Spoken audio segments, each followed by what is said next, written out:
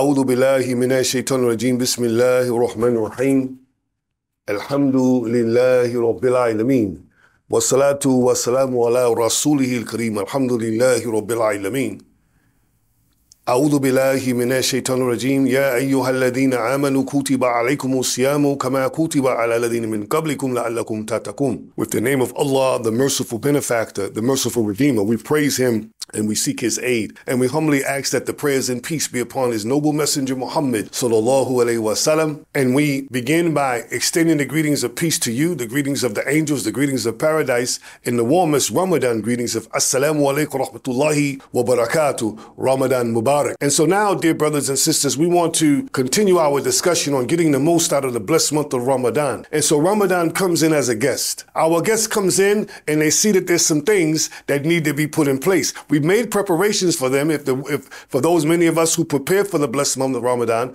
but many of us who did not prepare, we seem to have a little more of a challenge on our hands. And this challenge comes in by we having to fit Ramadan into our schedule. Be careful not to fall behind in your readings. Be careful not to miss any of your salah. And if you can make it to the masjid, dear brothers and sisters, try to make it to the masjid as much as you can. Don't let iftar be the only concern you have during the blessed month of Ramadan. Make sure to spend a little more time giving some dawah. Spend a little time giving some sadaqah. Spend a little time helping people. But be mindful, dear brothers and sisters, this is not the time to be wasting any time whatsoever.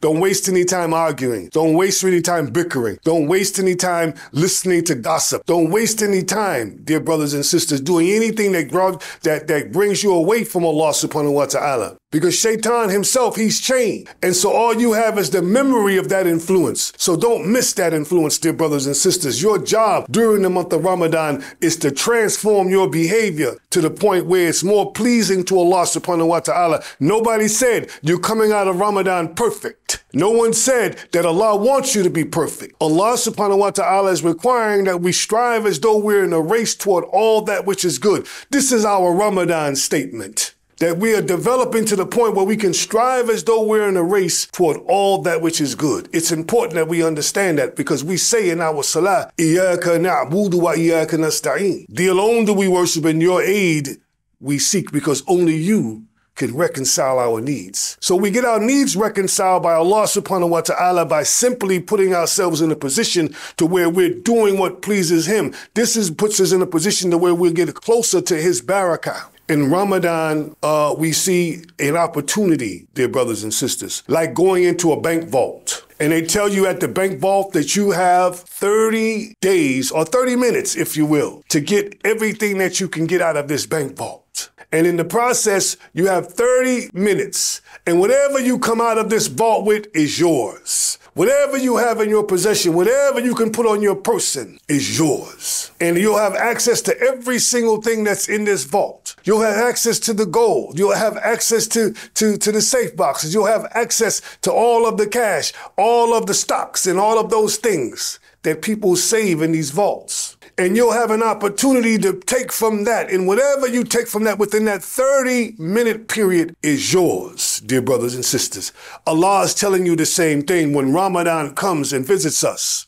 Allah is opening a vault of blessings. He's opening a stream for us so that we can dip into it. He's opening this vault for us and he's giving us a period of time, and whatever we get out of it, whatever we come out of it with is ours. All of the salah, all of the fasting, all of the sadaqah, all of those things that we do in the cause of Allah subhanahu wa ta'ala, whatever we acquire during the month, we end the month with that. So that our efforts, dear brothers and sisters, can have a lasting impression on our lives beyond the 30 days, the same way that you would take that money out of the vault and you'll start spending it in the days coming, the days ahead. And so the same thing happens to us when we're fasting Ramadan. May Allah help us to that. We say Ameen. When we come back, we'll continue our discussion, dear brothers and sisters, on getting the most out of the blessed month of Ramadan. Assalamu alaikum wa rahmatullahi wa barakatuh.